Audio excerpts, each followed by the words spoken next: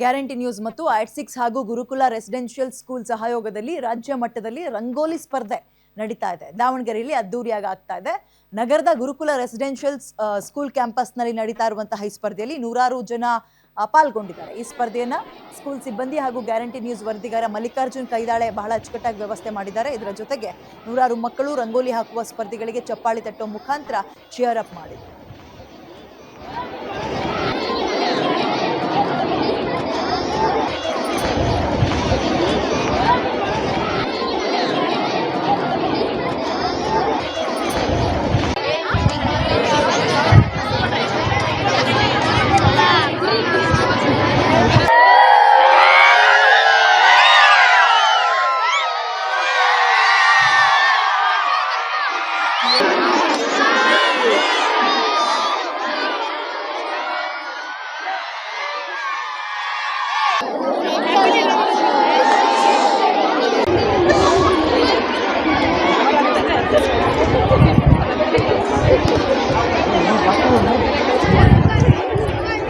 Sir 11:30 ಅಂತ ಹೇಳ್ಬಿಡಿ.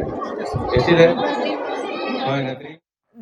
ದಾವಣಗೆರೆಯಲ್ಲಿ ಮಾತ್ರ ಅಲ್ಲ, ಶಿವಮೊಗ್ಗದಲ್ಲೂ ಕೂಡ ರಂಗೋಲಿ ಹಬ್ಬ ಇತ್ತು. ಗ್ಯಾರಂಟಿ ನ್ಯೂಸ್ ಆ್ಯಂಡ್ ಐಟ್6 ವತಿಯಿಂದ ರಂಗೋಲಿ ಹಬ್ಬವನ್ನು ಆಯೋಜನೆ ಮಾಡಲಾಗಿದೆ. ಶಿವಮೊಗ್ಗದಲ್ಲಿ ಜಿಲ್ಲಾ ಮಟ್ಟದಲ್ಲಿ ರಂಗೋಲಿ ಹಬ್ಬ ಗ್ಯಾರಂಟಿ ನ್ಯೂಸ್ ಕಡೆಯಿಂದ ಆಗ್ತಾ ಇದ್ದು, ಇದೀಗ ಶಿವಮೊಗ್ಗದ ನೆಹರು ಒಳಾಂಗಣ ಕ್ರೀಡಾಂಗಣದಲ್ಲಿ ಇಲ್ಲಿ ಸ್ಪರ್ಧೆ ಆಯೋಜನೆ ಮಾಡಿದ್ದಾರೆ. ಜಿಲ್ಲೆಯ ವಿವಿಧ ಭಾಗದಿಂದ ಸ್ಪರ್ಧಾಳುಗಳು ಬಂದು ಭಾಗವಹಿಸಿದ್ದಾರೆ. ಬೆಳಗ್ಗೆ 11 ಗಂಟೆಯಿಂದಲೂ ಆರಂಭ ಆಗಿದೆ. ತರಹೇವಾರಿ ರಂಗೋಲಿ ಬಿಡಿಸ್ತಾ ಇದ್ದಾರೆ ಸ್ಪರ್ಧಾಳುಗಳು. ಬಹಳ ಇಂಟ್ರೆಸ್ಟ್ ತೋರಿಸ್ತಾ ಇದ್ದಾರೆ. ಹೆಣ್ಮಕ್ಳು ಹೆಚ್ಚಾಗಿ ಹೆಣ್ಮಕ್ಳೇ ಭಾಗವಹಿಸಿದ್ದಾರೆ, ಗಮನಿಸ್ತಾ ಇದ್ದಾರೆ.